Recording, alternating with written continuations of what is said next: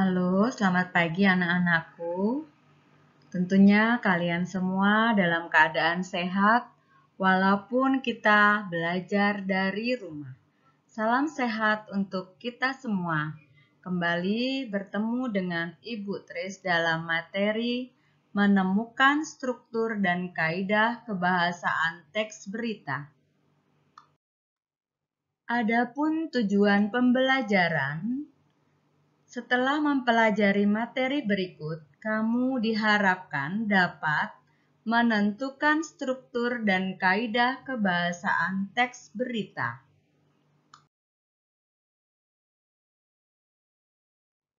Baiklah, ayo kita sekarang belajar untuk materi yang pertama berkaitan dengan struktur teks berita.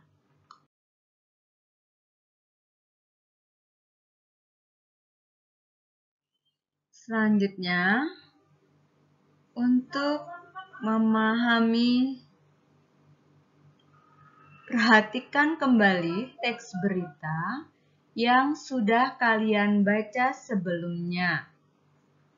Teks berita berdasarkan struktur atau susunannya, teks berita dapat dikelompokkan menjadi 3 bagian, yaitu berupa informasi yang paling penting, informasi penting, dan informasi yang kurang penting.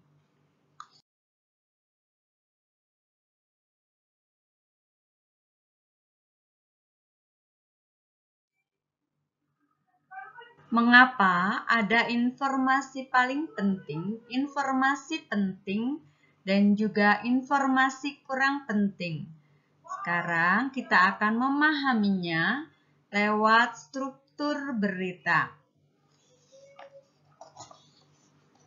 Informasi penting disebut juga dengan pokok-pokok informasi atau unsur-unsur berita.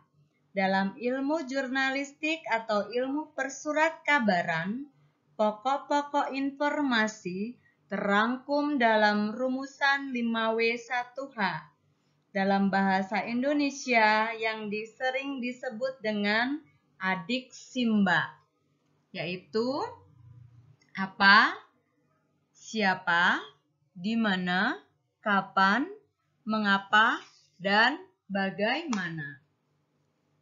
Keenam pertanyaan itu lazim ditempatkan di bagian awal pemberitaan yang kemudian sering disebut dengan leads atau kepala berita. Nah, ini adalah unsur-unsur berita yang terletak pada bagian kepala berita dan tubuh berita. Adapun susunan dari unsur-unsur berita itu bisa variatif, misalkan ada yang didahului dengan penyajian apa, ada pula yang diawali dengan kapan, atau mungkin juga dengan pertanyaan bagaimana. Biasanya ditempatkan pada bagian badan berita. Lalu, informasi yang kurang penting yang lazim disebut pula dengan uraian atau ekor berita. Bagian ekor berita setelah kepala berita dan tubuh berita. Nah, ini sebuah teks berita pasti terdiri dari judul yang merupakan isi secara keseluruhan dari gambaran isi berita tersebut. Lalu merupakan bagian yang paling penting yang terdapat di kepala berita. Menjelang yang penting berada di tubuh berita dan uraian selanjutnya adalah di ekor berita. Maka kita mengenalnya dengan piramida terbalik. Bagian awal merupakan bagian pokok dan semakin ke bawah berita itu merupakan perincian-perincian yang sifatnya cenderung tidak penting.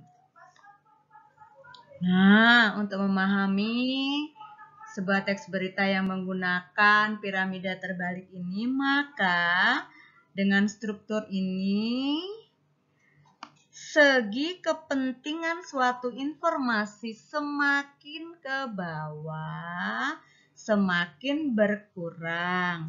Sebaliknya, informasi yang paling penting terletak pada bagian atas.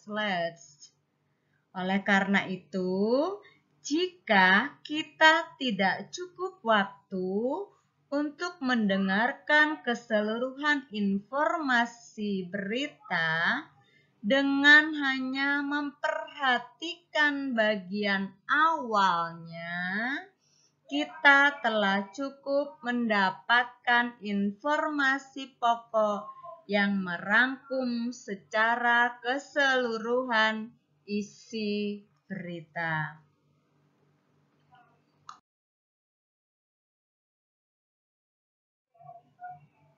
Baik, kita perhatikan ini ada paparan teks berita. Setelah judul, judul dilanjutkan dengan tadi gambarannya adalah terbagi menjadi informasi paling penting, informasi penting, dan informasi tidak penting. Ini sengaja Ibu berikan tempat paragraf 1, itu ada di kepala berita, lalu paragraf 2 ada di informasi penting, paragraf ketiga itu merupakan ekor berita. Tetapi anakku, di dalam dunia nyatanya kan tidak seperti apa yang kita temukan berdasarkan struktur ini. Lalu dengan mudah sekali kalau dalam berita itu dengan satu judul, lalu hanya ada 3 paragraf. Tentu kalian akan dengan mudah menentukan, oh ini les, oh ini tubuh, oh ini ekor berita. Tidak, tetapi berdasarkan unsur-unsur pertanyaan adik Simba dan pertanyaan mengapa, bagaimana itu, tentu akan diletakkan di kepala berita dan tubuh berita. Maka dengan menemukan pertanyaan itu, unsur-unsur berita yang ada di dalam teks berita ini, walaupun kalian tidak mendengarkan berita atau membaca sampai akhir berita, tentu kalian sudah mendapat memahami isinya.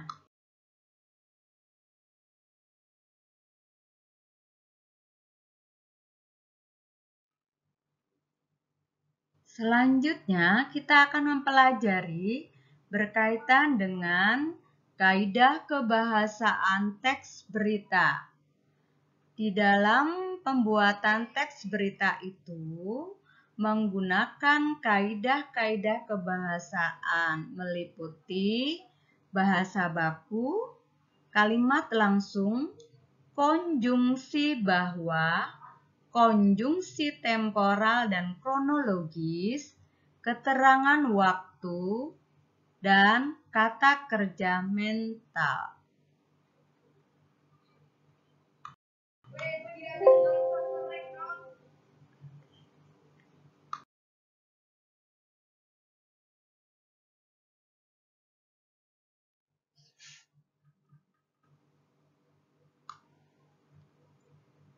Baiklah, kita dengarkan, kita ikuti penjelasan kaidah kebahasaan yang digunakan dalam teks berita, yaitu kata baku. Kata baku secara singkat adalah kata yang telah ditentukan dalam satu kaidah tertentu dan Kamus Besar Bahasa Indonesia. Contohnya adalah abjad, aktivitas, aktivitas. Lalu analisis, ini yang benar. Lalu yang salah adalah analisa, yang tidak baku. yang baku kata berpikir menggunakan P, sedangkan yang tidak bakunya berpikir menggunakan F. Februari yang betul menggunakan F, sedangkan yang tidak baku Februari menggunakan huruf P. Lalu frekuensi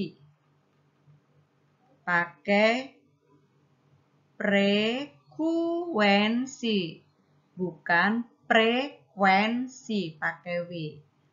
Lalu kaidah, bukan kaedah. Nah, ini yang baku provinsi, bukan provinsi. Salah.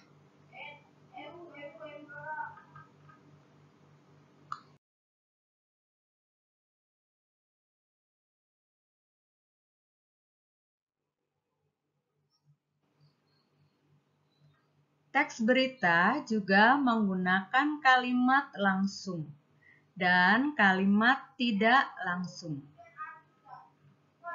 Kalimat langsung adalah kalimat yang diucapkan secara langsung kepada orang yang dituju. Kalimat langsung ditandai dengan pemakaian tanda petik 2. Contohnya, tanda petik, kami sudah menetapkan 3 orang tersangka, tanda petik kata polisi. 2. Ibu menyuruh, tanda petik, bersihkan kamarmu sekarang, tanda seru, tanda petik. 3. Aku sangat bersyukur, tanda petik, katanya, tanda petik, mudah-mudahan keluarga kamu akan selalu seperti ini.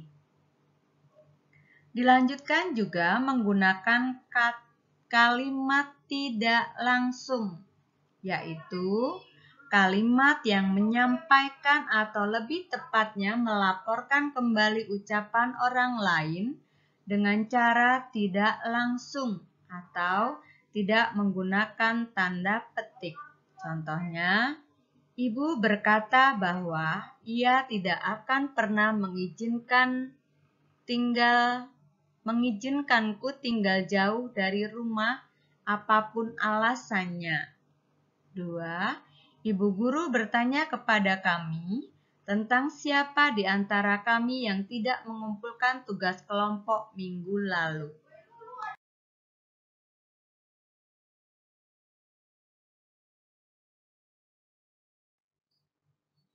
Selanjutnya adalah konjungsi bahwa. Konjungsi bahwa adalah salah satu tipe konjungsi subordinat yang kerap digunakan dalam penulisan teks berita.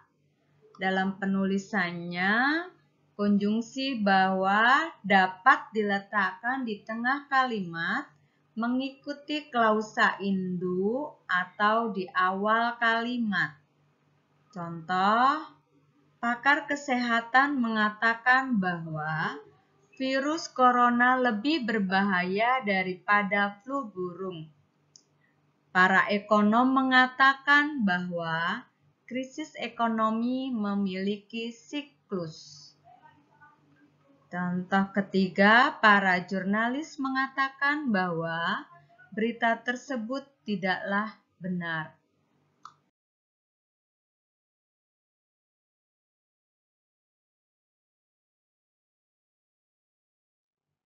Selanjutnya, konjungsi temporal dan kronologis. Konjungsi temporal atau penjumlahan adalah kata hubung yang menerangkan hubungan waktu dari dua hal atau peristiwa yang berbeda.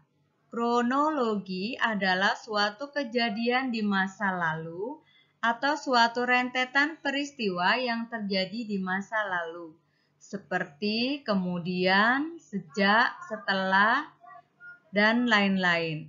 Hal ini terkait dengan pola penyajian berita yang umumnya mengikuti pola kronologis atau urutan waktu. Contoh, sekitar pukul 12.45 waktu Indonesia bagian Barat, Jumat 15 Juli 2021, langit tampak mendung. Tak lama kemudian, hujan yang diharapkan semua masyarakat akhirnya pun turun. Hujan yang turun di siang bolong ini memang tidak terlalu deras.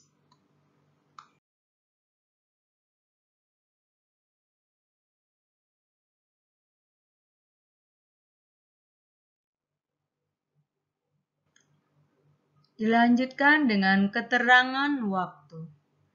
Keterangan waktu adalah kata kerja yang menjelaskan atau menerangkan kapan atau bagaimana suatu peristiwa terjadi. Menggunakan kata waktu seperti sekarang, besok, tadi, hari, bulan, tahun, peristiwa, dan sebagainya. Contoh, ayah dan ibu makan dengan lahap di restoran ayam penyet Surabaya yang ada di Jalan Monjali. Kami berangkat ke sekolah pagi tadi. Nah, keterangan waktunya berarti pagi tadi. Dilanjutkan dengan kata kerja mental. Dalam bahasa Indonesia, kata kerja mental merupakan jenis kata kerja yang mengungkapkan reaksi seseorang terhadap suatu tindakan, kebenaran atau pengalaman. Contoh, Budian yang sangat khawatir karena anak perempuannya masih terbaring lemah di rumah sakit. Kata khawatir adalah verba mental yang menerangkan afeksi.